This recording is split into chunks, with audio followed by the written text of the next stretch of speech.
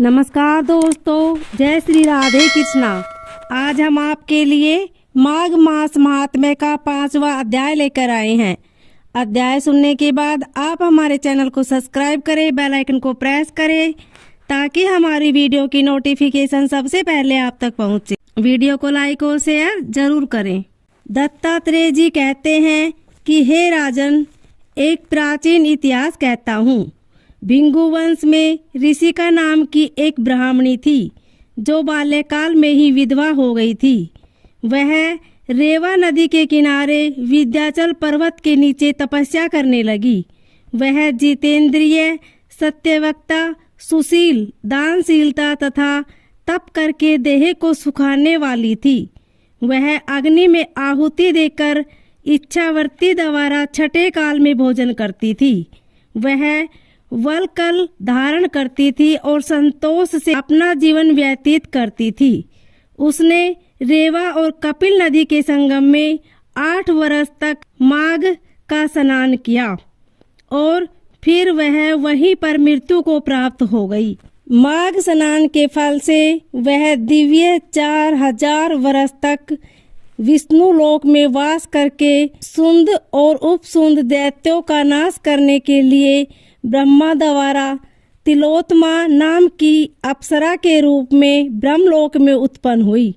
वह अत्यंत रूपवती, गान विद्या में अति प्रवीण तथा मुकुट कुंडल से शोभायमान थी। उसका रूप, यौवन और सौंदर्य देखकर ब्रह्मा चकित हो गए।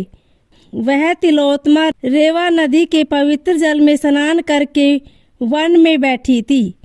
तब सुंद व उपसुंद के सैनिकों ने चंद्रमा के समान उस रूपवती को देखकर अपने राजा सुंद और उपसुंद से उसके रूप की शोभा का वर्णन किया और कहने लगे कि कामदेव को लज्जित करने वाली ऐसी परम सुंदरी स्त्री हमने कभी नहीं देखी। आप भी चलकर देखें। तब वह दोनों मदिरा के पात्र रखकर वहां पर आए जहां पर वह सुंदरी बैठी हुई थी और मंदिरा के पान विहल होकर काम कीड़ा से पीड़ित हुए और दोनों ही आपस में उस स्त्री रत्न को प्राप्त करने के लिए विवादग्रस्त हुए और फिर आपस में युद्ध करते हुए वहीं समाप्त हो गए। उन दोनों को मरा हुआ देखकर उनके सैनिकों ने बड़ा कोलाहल मचाया और तब तिलोत्तमा काल रात्रि के समान उनको पर्वत से गिराती हुई 10 दिशाओं को प्रकाशमान करती हुई आकाश में चली गई और देव कार्य सिद्ध करके ब्रह्मा के सामने आई। तो ब्रह्मा जी ने प्रसन्नता से कहा कि हे चंद्रवती, मैंने तुमको सूर्य के रथ पर स्थान दिया।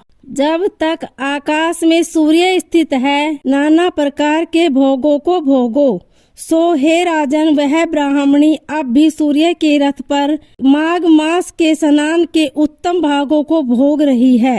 इसलिए श्रद्धावान पुरुषों को उत्तम गति पाने के लिए यत्न के साथ माघ मास में विधि पूर्वक स्नान करना चाहिए। ओम नमो भगवते वासुदेवाय।